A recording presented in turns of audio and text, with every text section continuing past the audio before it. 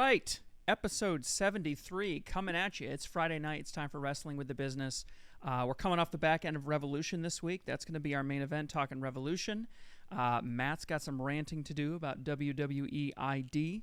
We're going to be talking about the road to WrestleMania. You know, we're finally on it. Time to finally start talking about what's going on with the plots, what's going on with the tour plans, WrestleMania tickets. Perhaps things are slacking a little bit in the ticket sales department. And AEW is doing some very, very interesting things with their collision programming to get around March Madness. So we're going to be talking about that. But before we get to that, please give us a like, comment, share, subscribe, be a part of the conversation, be a part of our community. We're expanding very fast. I've seen the subscriptions going up substantially. We are on the verge of hitting triple digits again, so we will nearly have recouped all of our lost fandom that we left moving to our own channel away from the Insane Games channel. So please be a part of that positive movement here at Wrestling with the Business and join us down below.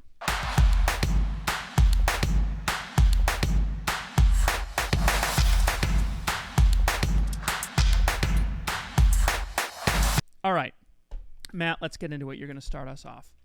All right.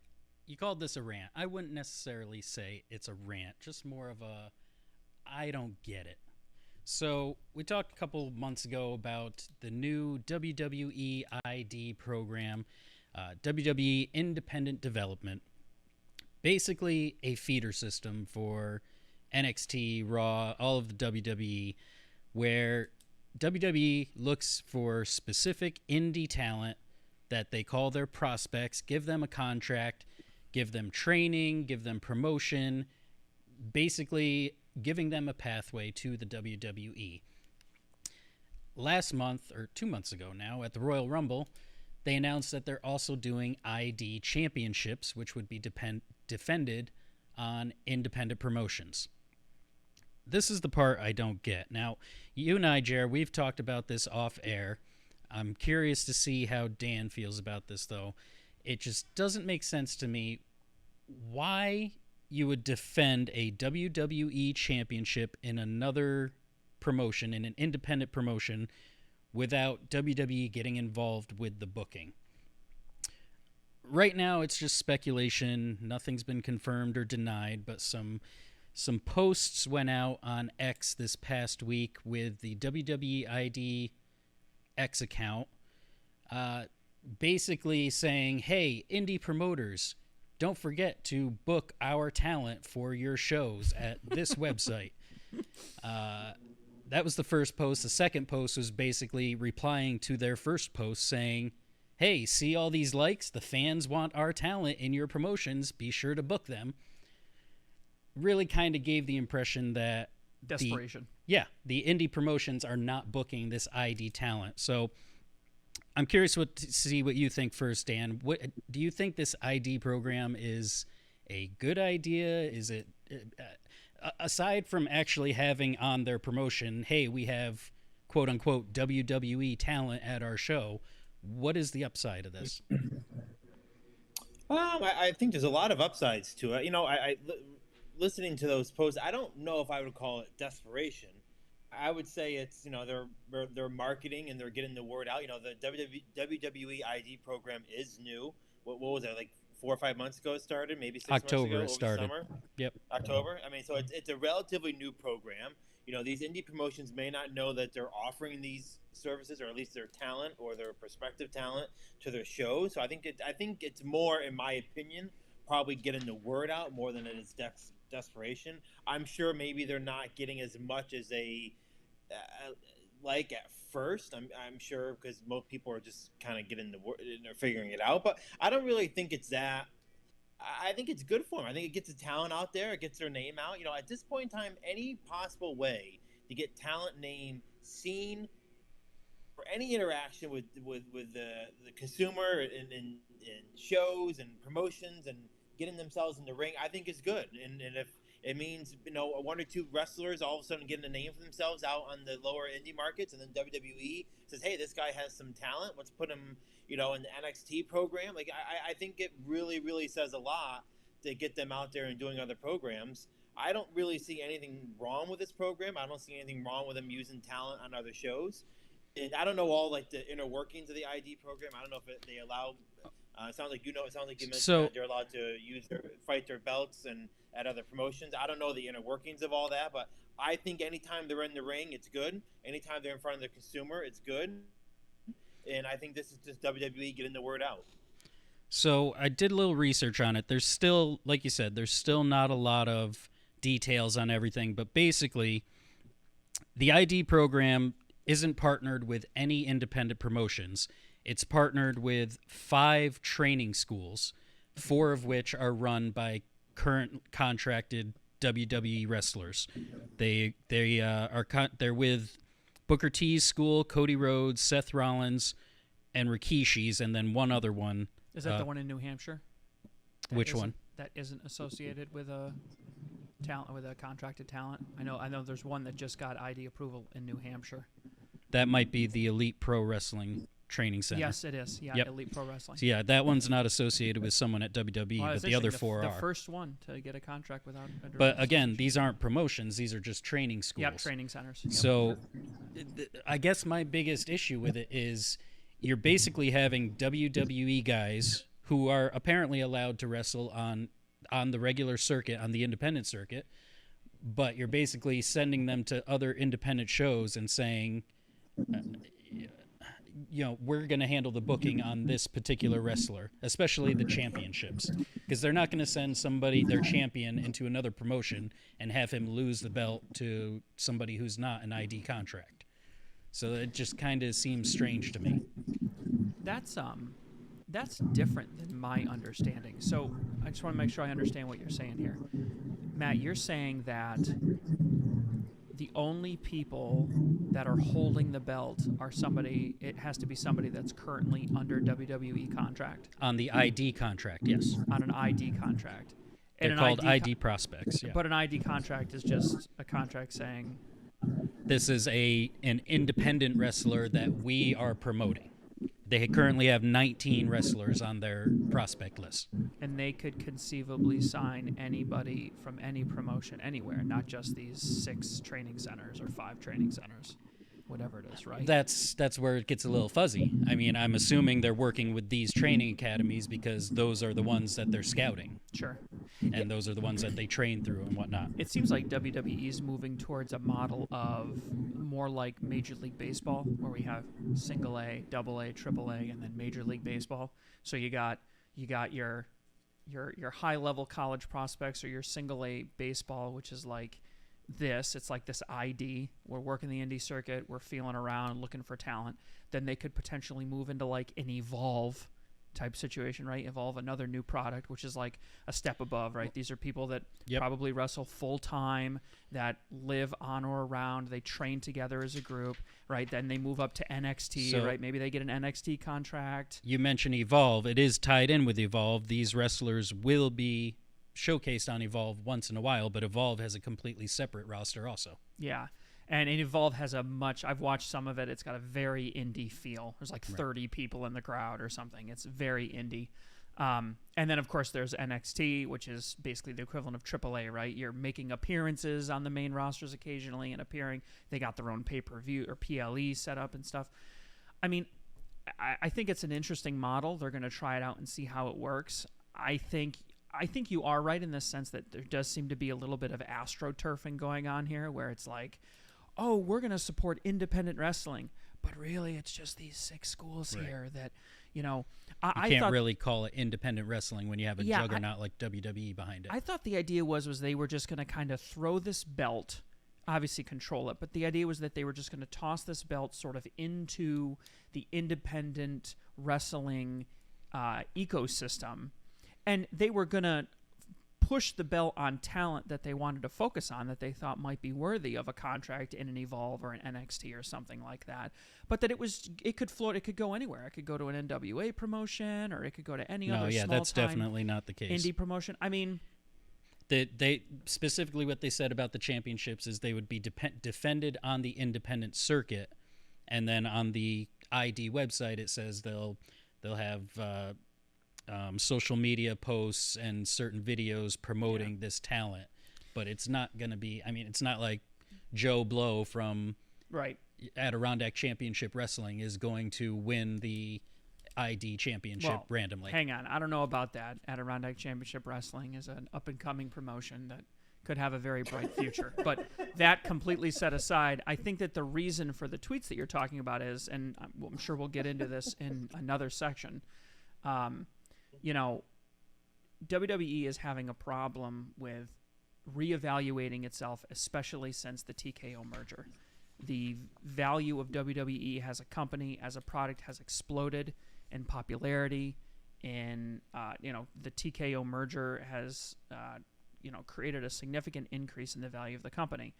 We're going to talk later about sort of WrestleMania tickets, how maybe they're a little bit overvalued, and I wouldn't be surprised at all to find out that WWE was sort of overvaluing its ID talent. I mean, how many indie promotions out there could drop $10,000 or even $5,000 to have someone of that caliber come and perform on their product? No matter how many fans love it, if you don't have $5,000 or $10,000, you're not going to make it happen. So I wouldn't be surprised at all if they came out swinging and they overvalued their prospects, and indie promoters are like, well, that's great, but I can't afford more than $1,000 or $3,000. Mm-hmm. And I think as time passes, the awareness of the title and the brand spreads out a little bit more, and the price is going to come down for that type of talent. I think we're going to see a correction to that. I mean, it's a new program, so yeah. I mean, like I said, I think we got to wait and see all the details. I don't think they really know what they're probably trying to figure out as far as the small details go. And again, maybe there's something going on that we don't know about that the promoters are like, I think we'll pass. Like, it could be the price, maybe it's the rules, maybe it's the restrictions. We don't know what they are for some of them. So I think it's just a new working program that I think has probably a very good objective, and it's just a matter of figuring out the fine details that us don't know about yet. So yeah, if they write some crazy rule in there that says our champion will not go off the top ropes, or will not take your champion's finisher, or something crazy like that, because they got to protect him, right? I mean, it's the champion. If they get injured, you take the shine off your belt. The one thing I kept thinking is WWE has a history of buying up indie promotions and shutting them down. So it could be just the indie promotions don't want to deal with WWE, period. Yeah. But I don't know. We'll have to see how this goes. Comment down below. Let us know what you think about the ID program and what you think might be happening with these independent talents. Okay, guys, we're heading into the road to WrestleMania. 6 to 7 weeks left to tour there. WWE hitting a Europe tour. We got some Raw and SmackDowns going to be in Brussels and Glasgow and London for SmackDown and Raw, Barcelona. So, Raw is going to be on Netflix in the afternoon as we go through the European tour. So what do you guys think here? Is this a smart move as we head into the WrestleMania season? I mean, obviously we're maybe 7 weeks away until WrestleMania, April 19th, 20th. So is this the right move? Do you think it's a good thing to kind of get some overseas attention on the tour to WrestleMania? To me, this is just the weird. Next logical step in moving WrestleMania overseas. I think that they've been feeling out Europe. They've been getting a lot of great feedback. Every time they do a PLE over there, it's basically a home run. They've done some dark shows over there. They do little tours, right? Some dark tours over there in France, and I think they went to Germany and Italy and England last year. And now now the events that are happening actually have some real importance, right? You went from like dark matches, which is like, hey, how does the talent get over, to one-off, two-off PLEs, like, okay, how do we showcase our European talent over here? And it's gotten over. And now it's like, okay, like actually critical stuff relative to the story is going to happen at these locations, despite the time difference. Raw is still going to air live, which might mean that their viewership actually takes a hit. It'll be interesting to watch and see if people actually do come back, or if it's not on at 8 o'clock on Monday night, if people end up walking away and not watching it basically at all. Because as we all know, shit breaks out on Twitter 10 seconds after it happens. So if you're scrolling through Twitter and you see all the interesting stuff that happened on the show, why watch the show if you can't watch it live at 8 o'clock? By the time it's available to air at 8 o'clock, all the interesting stuff's already going to be public knowledge. So, But I think it is interesting that, to me, this is a sign that they are really, really feeling out a WrestleMania overseas. They're testing out all these cities. These are all big cities that we would imagine could potentially host a WrestleMania, except for maybe Glasgow. I'm not sure about Glasgow, but they're testing out London. They know London can support one. Brussels over on the continent, right across the channel, another great place to go. Barcelona in Spain. I mean, any one of those places is plenty big enough and has plenty enough infrastructure. They might end up doing it at a soccer stadium or something like that. So, yeah, not great for the American audience, but I think within 5 years we're going to have a WrestleMania overseas somewhere. I was just going to say, you think WrestleMania 45? It could be 45. I mean, if not here, then Saudi Arabia. I mean, they're willing to throw seemingly an infinite amount of money at WWE to do shows. So, I mean, I don't know. I there's no other reason for them to choose this period of time to go overseas than that. There's no other reason. That there's been a slow escalation of overseas, especially European involvement.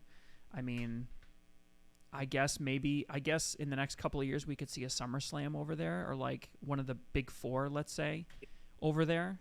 And that would basically seal it for me. I mean, if you're going to have a SummerSlam or a Rumble or something like that over there, then why not have a WrestleMania? SummerSlam's about to go to 2 days. So if you can pack a soccer stadium with 65,000 people for 2 days, what's the reason to not have WrestleMania there, especially when these towns are willing to pay you a gajillion dollars to do the show there? I don't know. I mean, look, money talks, right? And if the money's there, then they should go there. I mean, clearly, when you look at sports in general, Roger Goodell just came out this week and said that he could see the Super Bowl being in Europe. WrestleMania and WWE, they always kind of follow the lead the NFL does, and vice versa. So, obviously, WWE's been testing the market for a while with some of the shows overseas. I think you kind of nailed it, Jeremy, when you said they'll probably try one of the major four there before, like a SummerSlam or, Rumble or Survivor Series. I think they'll try something there at a bigger scale than what they've done already before they hit a WrestleMania. I personally see it before WrestleMania 45. I really see it in maybe the next 2 to 3 years. I mean, I know they probably have a plan for the next 2 years. I could see in 3 years from now them having it mapped out to go there. I think they would go to Europe before they would go to Saudi Arabia, my personal opinion. Yeah. But, I mean, do I want to see them go over? Of course not. I mean, I want to see them here in the U.S. I want to be able to, not that I have been to WrestleMania, and not that I would ever go to most of them unless they're near me, but, the idea that it's overseas, it just kind of, I don't know, it doesn't have the same feel, but hey, look, I mean, soccer games out there are huge. They have some of the biggest crowds, some of the biggest fans, London, Barcelona. So clearly there's a market there if they can fill a stadium, and the money's there if they can attract a price that's reasonable.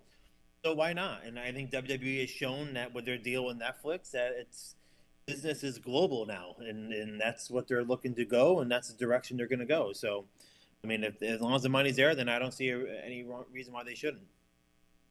Yeah, I don't know, maybe I'm being selfish and I'm just lamenting the fact that I'm no longer their number one customer anymore. I'm not just aging out, but I'm not European or Indian or, they're not an American. Jeremy, it's across the board. I mean, look at the NFL too. The NFL's doing it. I mean, NFL has 3 or 4 games overseas now. I mean, it's not just WWE. It's everywhere. The global statue of media, entertainment, and content now is that they have opened themselves up to where they can be seen globally. So, at that point, if your audience is global, then it's hard to say, hey, we're just going to be doing shows in the States. It makes sense for them to do it, whether we like it or not. I feel like that's where everybody is going in the sports market. Yeah, and WWE consider themselves sports entertainment. So, from a business standpoint, it makes a lot of sense, right? You host a show at Las Vegas, right? WrestleMania this year is in Las Vegas, and you're within a 3-hour plane ride of, let's say, 200 million people.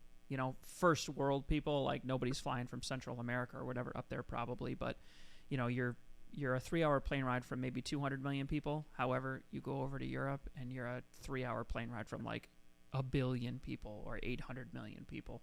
So it's from an accessibility standpoint, from a business standpoint, It makes sense. But yeah, I think it's inevitable, and we'll see how these shows go. I mean, I'm sure that they're going to pack the house, that these crowds are going to be nuts. You know, that is one thing to look forward to. When they go over to Europe, they get such little direct contact with the product that they seem to just be over the moon for the product. So, and we know great crowds make for great shows. So hopefully the next couple of weeks will be some really great shows for us to enjoy. Hey everyone, continuing with our WrestleMania talk. Ticket sales obviously going on right now. Right now, everyone's trying to get tickets to WrestleMania in Las Vegas, except me, Jeremy, and Matt. But we What do you mean? I got mine. Ready here. Do you? Are you going? No. Did you pay $300 for it? $300 I wish. to fly there.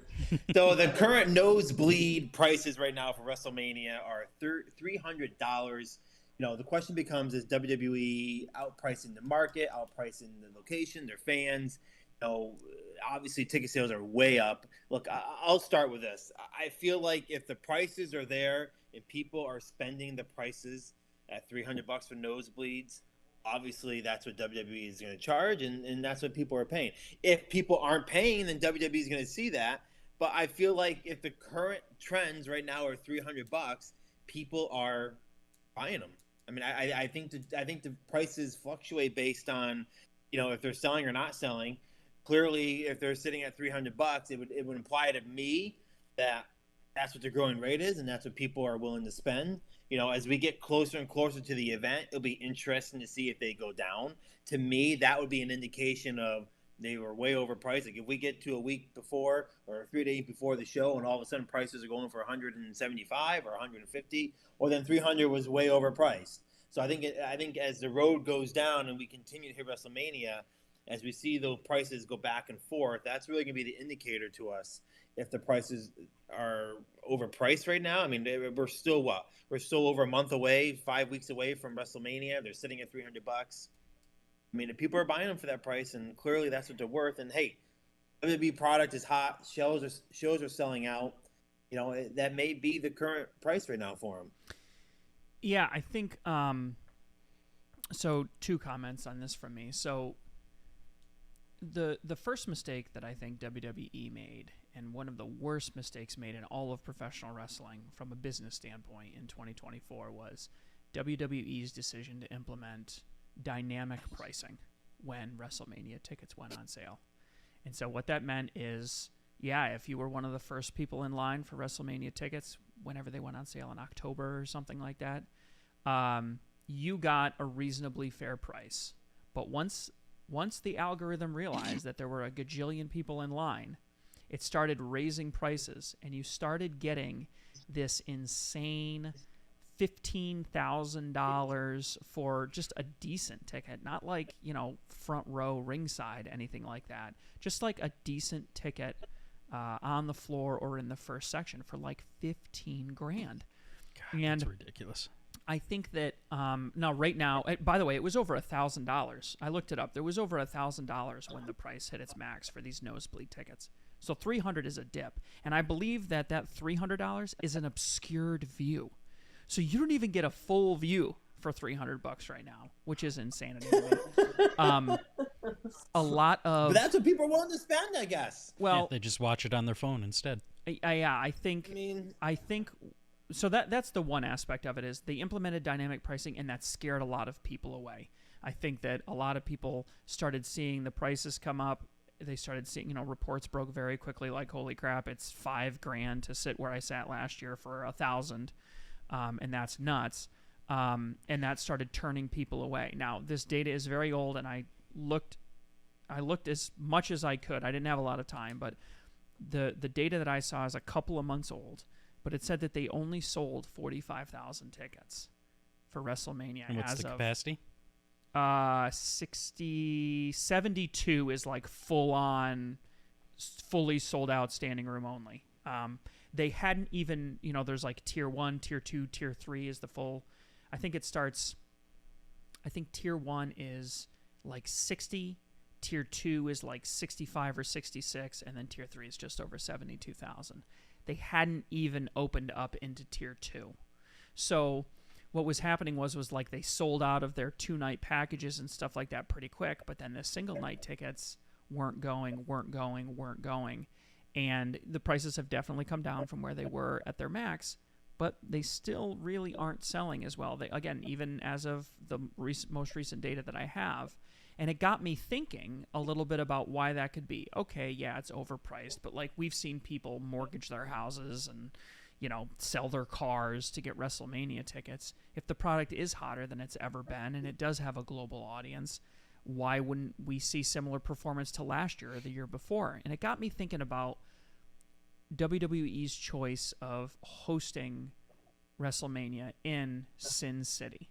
And it got me thinking, they've spent a lot of time, they've spent decades trying to build themselves as like, a PG, family-friendly product. They're sort of turning the corner on that, which I think all three of us kind of like as far as product on the screen. But when you host a show in Las Vegas, not exactly a place where you take the kids. Like kids aren't really allowed in the casinos, and there isn't a lot of kid-friendly entertainment. And I thought they were changing that too. I thought Vegas was kind of making it more family-friendly. They're kind of trying to make it more of a destination type thing, but they are not shying away from the what happens in Vegas stays in Vegas type mentality that they've had. Again, and if you're an adult and you go to Vegas, even for WrestleMania, one of the things you want to do is you want to go to the casinos, and your kid cannot go into that casino with you. It's illegal. So, or if they do, they have to be like walking through, continuously moving or something like that. So it's like, you're sort of narrowing your customer base a little bit if you're going to get on a plane and fly all the way to Vegas for multiple days. Well, okay, you go to the WrestleMania Expo for a day or two, but then what are you going to do? There isn't a whole heck of a lot to do that isn't involved with gambling or shows or the kind of stuff that you wouldn't bring your kid to. And so I think that they might be a little too big for their britches. They might think it's a comfort zone because UFC has such a great footprint there with all of their experience, with the TKO merger and stuff. I think they thought that they could just step into that venue.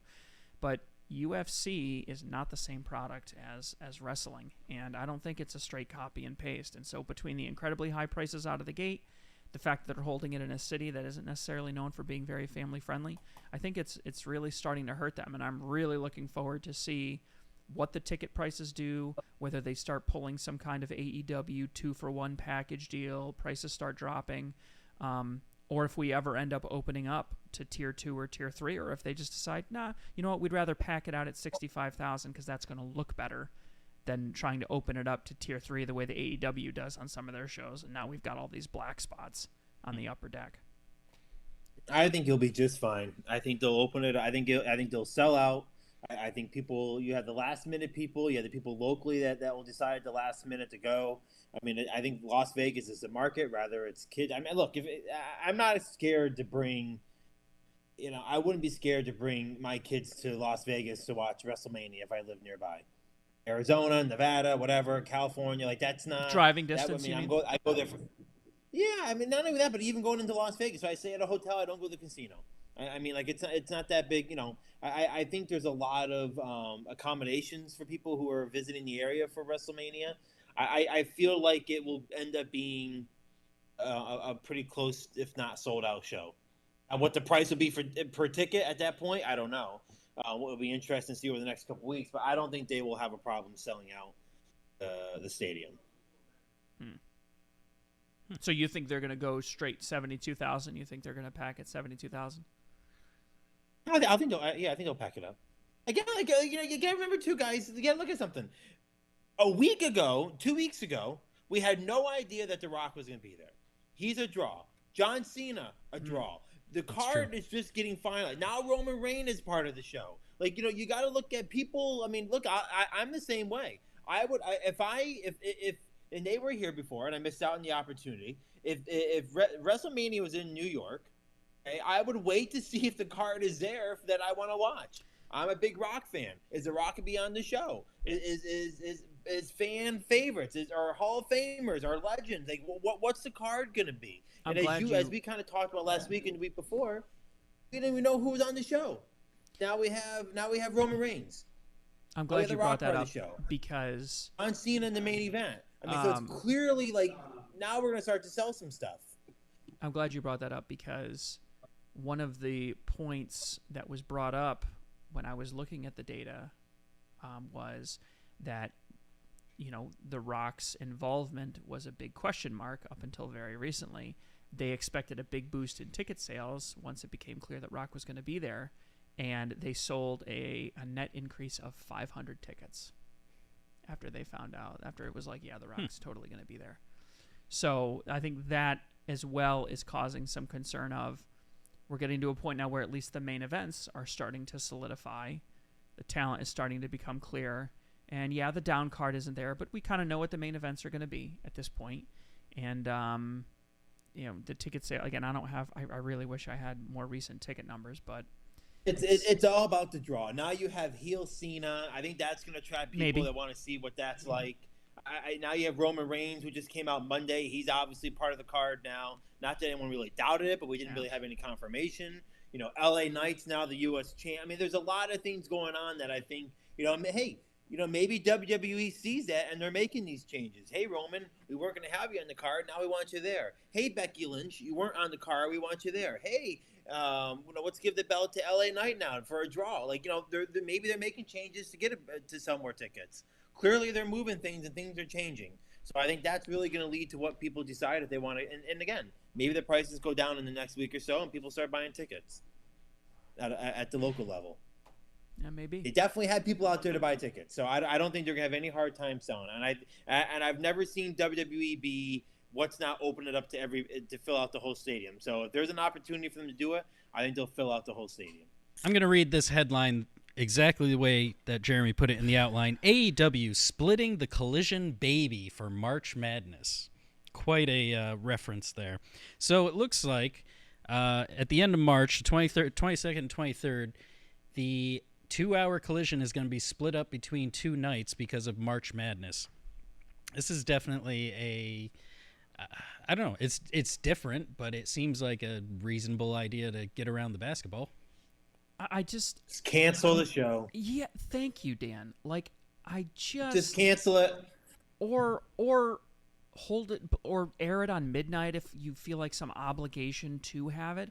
But to cut it in half and put each one behind, they must be praying for so much holdover. They're praying for all this spillover from the March Madness game that's going to come. It's just like Collision is already struggling as it is. It's not in a great time slot on Saturday night. These numbers are going to be horrific. These are going to be like Rampage level numbers. Not only is it going to be like 10 or 11 o'clock at night, but there's going to be no spillover. Oh, later than that, I think. Yeah, I don't know if I don't know exactly how late in the tournament that falls.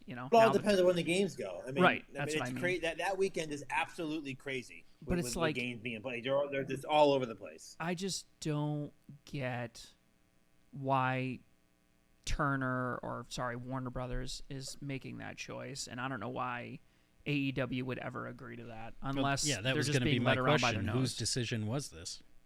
I mean, it's clearly Warner. If only we had a streaming service that we could put the show on that anyone could just go watch at any time. Oh, that's right, HBO Max. Why aren't we putting them out? Why aren't we testing the market and allowing hey, let's go put a Collision on HBO on Max and see what happens. Exclusively on Max. I mean, this I don't understand. We can't find a reasonable opportunity to place Collision somewhere. So it airs on a different night. So we just cancel it for the week. Hey, we want to put it on Max. I mean, I don't understand why this idea of we're going to separate the show into 2 hours. I sometimes I'm just baffled. I'm baffled who runs the show at AEW. I'm baffled about who runs the show over at HBO or Warner Brothers. It is just crazy. Some of these ideas I just don't understand. But they don't pay us to make those choices. So what do I know? They are. Dynasty is April 6th, I think. So, and AEW doesn't do as good a job of sort of like separating out the plot lines. There's a lot of crossover between Dynamite and Collision from a storyline perspective. So, if you're trying to build heat, if you're trying to build momentum going into, a pretty big premium live event, or for them, a pay-per-view event, I guess, that's coming up in the next couple of weeks. This is going to be a big hit to the momentum because nobody's going to watch what's going on. Nobody's going to care. Nobody's going to see it. They're probably going to write a bunch of shit in there to just fill space. Nope, no one will be there. It'll be boring. Yeah, they're going to record it the Wednesday at Dynamite is what they said too, which is kind of what they've been doing. Yeah, they do recording that the two of every them so together. often now. Yeah, and so it's like it just. I don't understand why they would take this tact. Why either one of them would want this to happen, unless they want to test out Sunday night. They want to test out Sunday night. It's no longer competitive with WWE premium live events, except for WrestleMania, and I guess SummerSlam now, unless they actually want to test out, which I guess they're not going to be able to avoid because Collision airs on Saturday. So both those PLEs are going to interfere with Collision anyways. Unless they want to test out Sunday night, that would be the only way that I would think to justify it. Cancel it. Yeah, that's have a week without it. Move on. Yeah, that's what they should do. Or again, air it at another time. I mean, what's wrong with Friday night or whatever? Even Saturday afternoon. I mean, they have March Madness all Thursday, Friday, Saturday, Sunday, so they wouldn't have an opportunity. Didn't WCW air, or was it a rerun? They would rerun Thunder like on Sunday mornings or something. Is that what they would do? They had Saturday night. You could do that. Yeah, they might have done it on a morning, but I think I remember watching Thunder like on a Sunday morning or something. But I think it might have been a rerun. Might have been recaps. Yeah. Yeah. Anyways. Well, let us know down below what you think, if this is a good move or not. Are you going to watch Collision? Not many people do, but let us know. All right, for those of you that have been living under a rock for the last week, Revolution was this past Sunday. If you haven't had a chance to check out my commentary that came out on Tuesday, my 5 takeaways, you definitely need to check that out for in-depth analysis. I'm going to review them quickly here and then get the guys' feedback, so in case you didn't get a chance to watch it. So my first takeaway, AEW's not dead. They've moved to smaller venues. Ticket sales on the pay-per-views are quite good. The storylines are coming around. They're just the stadium looked great. I mean, honestly, if you'd asked me to bet, I thought there'd be way more than 15,000 or 13,000 people in that stadium. Went very well. Number 2, we're seeing a pretty notable increase in celebrity involvement. Again, not A-level celebrities, but C and D-level celebrities. Cross-promotion with HBO is starting to kick in. And while it's not my favorite part of the show, it is sign at least of an attempt at promotion, which is something we like seeing in successful companies. The story was very 50-50. It seemed like all the matches that anybody liked were matches with great story, like the Tony Storm, MJF, and the Cope had some pretty good story behind it, versus the tags, the tag title match and the Monet match and the Okada King match. Didn't really have any heat behind it, so still 50-50 on that. Almost exactly the same thing on performance, and typically it aligned with story. The matches that everybody liked that went over really well from a story perspective also went over really well from a performance perspective. The Omega Cage match was a little short-lived from a story. They kind of threw the Ospreay Cage match, you mean? Yeah, the Ospreay Cage match was kind of thrown together with Fletcher there kind of last minute. But the intensity of the match, I think, overcame some of that. And then, again, I'm going to restate my theory that I came up with after Grand Slam Australia, which was the ending is key. And because they totally botched the ending of this pay-per-view, in my completely correct yet still humble opinion, that left me with a really bad taste in my mouth and dragged down the score of the overall pay-per-view. But so far, Matt has been very polite and quiet. Matt, do you agree? Do you disagree? What did you think of the show overall? I'll start right out saying, with the exception of maybe the tag title match, any match on this card would have been a better main event than what was the main event. I think overall, again, with the exception of the main event, this probably would have been easily a 9 out of 10, if not 10 out of 10 show. The tag title match was, every match was good, was well performed, was enjoyable, was exciting. Again, with the exception of the main event. The Tony Storm Mariah May match, obviously that stole the show. The amount that those girls went through, and it wasn't that long of a match, like 15 minutes, give or take. Yep. But they got so much into it, and I've said it 100 times on the show. I do not like hardcore wrestling, but that was a fantastic match, and that for sure stole the show. The Ospreay Fletcher Cage match was a very close second, in my opinion. Overall, yeah, it was a fantastic show, but that ending was it was bad. You said it was botched.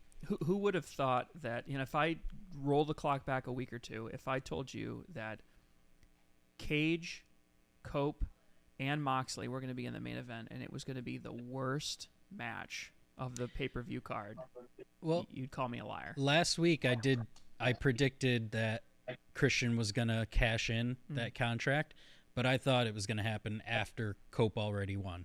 The way it played out on here, everything up until that point was slow and boring and whatnot, so him cashing in was a little bit of excitement, but then the way it finished was just like, why bother? All right, Dan, lay it on us. What do you got? All right. I don't know where to start. First off, let me start with this. Did Jeremy get a contract with AEW? Does he work for AEW now? I'm confused. I watched your video yesterday. I have never heard more ass kissing about AEW than I saw in the show was great. The audience was fantastic. The vibe was great. It was a B- show. The super. I've never heard so much stuff coming out of your mouth, Jeremy, about how great AEW. Do I need to go down the list of why AEW is so bad right now? Now their show is not even. It's down like 50% compared to last year in all their ratings. How they can't. How their superstars are being laid off. How I was so. I don't. First off, I'm not even talking about what I watched and what I witnessed yet. I'm talking about just Jeremy's response to the show. I couldn't believe it. Like Jeremy, I literally sat there and I listened to your video last night. And it was like, oh, the vibe was great. The audience was going. It was such a great feel. The matches were so good. The Tony Storm matches. I didn't know what I was listening to. I'm like, did Jeremy work for AEW now? Because I've never heard him talk like just about AEW before. And then he gives it a B-. He gives it a B-. Gives it a B. They botched the ending of the pay-per-view. This is why AEW is a joke. Because they botched the most important thing of the show. First off, they botched a lot of things. Let's talk about Ricochet, your new guy in the promotion that you're trying to build up. You make him take a pinfall or he loses. MJF takes a pinfall. He's falling down the ladder even more. I'm not quite sure what they're doing with all their talent. I don't know what was going on in the Tony Storm match. Glass going everywhere, a bloody mess, women sitting in the ring with blood all over. What was I watching? People jumping from the banisters down onto John Moxley at the end of the pay. It was like, am I watching like some kind of hardcore premium match that people are paying a ton of money to go? I don't know. And by the way, I read all these articles about people walking on crutches or hurt or injured. I don't know what's going on. And after all of that effort, you have, first off, Page didn't need to be involved in the main event. It was enough by itself with Cope and John Moxley. You throw them in there. Didn't need to. You didn't need to throw in all the other guys either. The two of them alone were enough to make a solid match that everyone wanted to watch. And they botched it. They ruined it. Complete joke. And you got Swerve coming out at the end. It's the reason why it's not doing well. And what infuriates me even more is sitting and listening to Jeremy spill all this praise about how great AEW sold all these shows and the 15,000. NXT sells more than 15,000 an episode. I don't get it. I'll be honest with you. I was steamed listening to Jeremy's thing last night about talking about how great and the praise for AEW. I couldn't believe it. And then he gives it a B. Wow. Gives it a B. What would you give the show? I'll give it an A+ for chaos and not making any sense. It was I don't know. It was desperation, if you ask me. It was, hey, we got to put on this desperate show of crazy stunts and people throwing their bodies out there. I mean, I'm sorry, and I'm not trying to be sexist at all, but having women sitting in the ring with blood all over them, with blonde hair, I don't know what I was watching there. It was just crazy. I was just glass and trying to throw glass at people, landing on glass. The whole thing was just like, what am I watching? Is this like a premium hardcore pay-per-view? Is this ECW? Is it? I don't know what I was watching. Like an indie show? Like to me, it was desperation and it was chaos. And I think it just brought. It was just to me, it was just a classic AEW setup. And then they botched the ending. And anyone who I know who has talked praise about AEW, even you two have said it, the show was great until the ending. So even though I didn't think the show was great, the ending just made it even more not a great show. That's my opinion. Right. Well, shots fired, Jared. Care to respond to the claims that you're on the AEW payroll? I guess the first comment I have is I'm not paid nearly enough, if that's the case. What would you rate the show, Dan? What I would probably rate it D+. Was it an F? No. Was there effort? Yeah, the wrestlers gave a lot of effort. I don't think the storylines made sense. I just don't know what they're doing. Like they now they got Ricochet losing. Like Ricochet was one of their big prospects. We just picked him up from WWE, and he takes a pinfall. I took a pinfall, right? Yeah, pinfall. And then you have MJF taking a pinfall. So your number one guy. I mean, in my opinion, when I look at AEW, I don't know what you guys obviously have more opinions than I do. I look at MJF as their number one guy. He's making probably 5 digits. He's making a good amount. He's their main guy. I mean, I don't know why he they 7 just, digits? They Did you get need to say 7? or whatever. He's in A the lot of 7 money. digits or whatever. He's in a lot of money. So, but like he's probably their top paying guy, and you're making him lose. I'm sorry. I've said this a couple weeks ago. I think Adam Copeland, I think he's the guy that you got to rally around. Look, if the ratings are tanking and Jon Moxley's been your champion, change it. You two have said it. The belt and the briefcase, it's getting tiring. People want to see the belt. Make a different champion. And to not only not give it to Cope, but to have Christian come in, use this whatever thing he had. He's not even successful. Like I don't know what's going on. It just was a very bad. It didn't need all that involvement. I heard there was actually a lot more involvement planned, but they changed all that. But I think Cope and Moxley on its own would have been a good pay-per-view or a good main event. I think Cope winning would have made it even better. Would have gave some a little bit of a change at AEW. I think some change is needed. And as far as I'm concerned, they just degraded a lot of people that should be moving up their list, not going down. That's my opinion. I think we all agree Cope should have won that match. But I'm mad about two different things. I'm mad about what Jeremy was saying, and then I'm mad about what happened at the pay-per-view. Good, I'm safe. I guess I just don't think we are know this, so this isn't an accusation. I imagine if you haven't been following the product and watching it, that it does look like chaos. But if you know what's going on, because that's one of the things that I liked about the show. I laughed a couple of weeks ago when I was watching Dynamite. It was when what's his name? Hologram had his return match with Mortos, and JR was on commentary, and he said, and I love it when we can actually explain why things are happening in the ring. And I literally laughed out loud because watching everything except for the main event on Sunday night's Revolution program, I could explain why the girls were bloodied in the ring and why they took it to extreme levels and why it had this Hollywood storybook theatrical ending to it. And I could explain almost everything that happened in every match outside of the stuff that really didn't have any story, like the Brody King match and stuff like that was kind of just thrown together. I mean, I think you need to watch the product a little more consistently to understand what was going on. I think that pay-per-view resembled a Attitude Era WWF pay-per-view. And look, I'm in favor of that type of content. I think you're talking as far as like the blood and the gore and everything. Away from the crazy matches, I think that was too crazy. And maybe I'm just become mediocre watching WWE product, but like that resembled to me a 1990s Attitude WWF pay-per-view, and maybe that's the look they're going for. The way they executed it, I don't think really. I don't think they I think the idea is good. I don't think they executed it well. Yeah. I would watch agree. it. I'm not paying that to watch it. I don't like that business model of paying for the pay-per-views. so I didn't watch it, but I watched a lot of clips of all the matches. So I did get a good idea of what's going on. But no, you're right. I don't watch the product on a day-to-day basis. I think what made me give it a good review, when honestly, outside of the main event, I thought it deserved a great review. What made me give it a good review and to say a lot of positive stuff about it was because all of the things that I complained about at Grand Slam have essentially been fixed.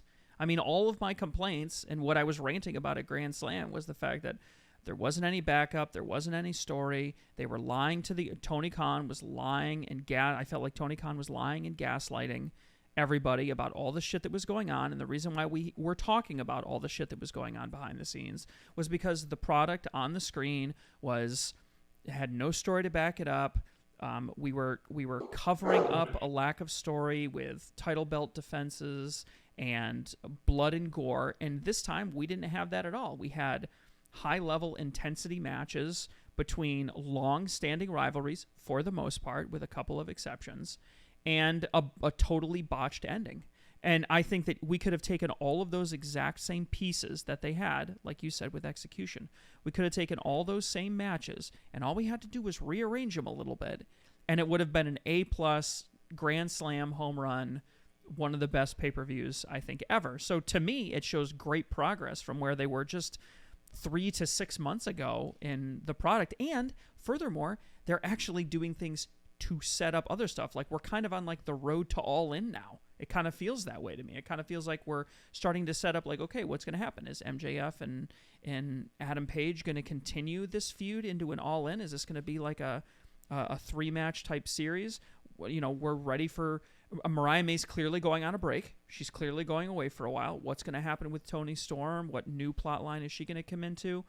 I mean, like, I think it kind of felt to me like the way I feel at the end of a good Royal Rumble, which is, okay, now we're setting up our sort of final movement going into the big pay-per-view of the year, which, again, I haven't felt in the years past. This is going to be, their third All-In, and I haven't felt it in the other two that they've done. So, to me, it's a sign of maturity, and the fact that you're actually able to put 15,000 people, inside a venue in LA that are willing to scream and yell and be enthusiastic for the product, I think is, a great thing to look at. I mean, I don't know. I think it's a sign of incredible progress. So, do I think it's better than WWE overall as a complete product? No, it still isn't. I mean, All In is not going to compare to WrestleMania in its spectacle and its size and its scope and any of that stuff. But could it compare to a Starrcade 97? Maybe. I think it could, and that shows a lot of maturity, I think, in a company that's only 5 years old. So, yeah, that's why I gave it the rating that I did. But, yeah, I would say watch more of the product if you want to get more of the story. So that would be my advice. If you'd like to enjoy the product more, you should interact with it more, Dan. I interact with it enough. Yeah, he gets it from us. Yeah. You think you hate it now, but wait till you watch it. Anyways, guys, that's it. You've gotten everyone's down low.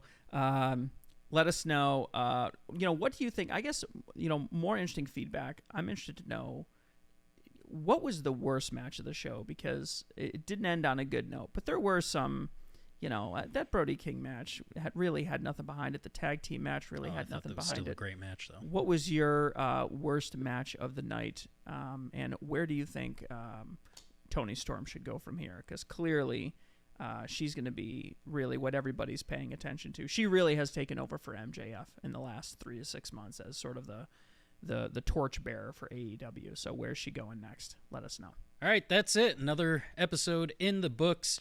Be sure to subscribe to the channel, turn on the notifications. We got a bunch of stuff coming out in the coming weeks and months, so you want to let it be known.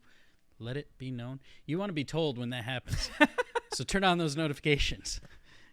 Like the video, comment down below, let us know your thoughts on everything we talked about tonight, and just your thoughts in general. We want to hear from you. And if we keep watching, you keep watching, we'll keep wrestling with the business. Wow. Do you want to do that again? No, I want to leave it just like that. That is, after Revolution, that was a fitting and similar end to Revolution.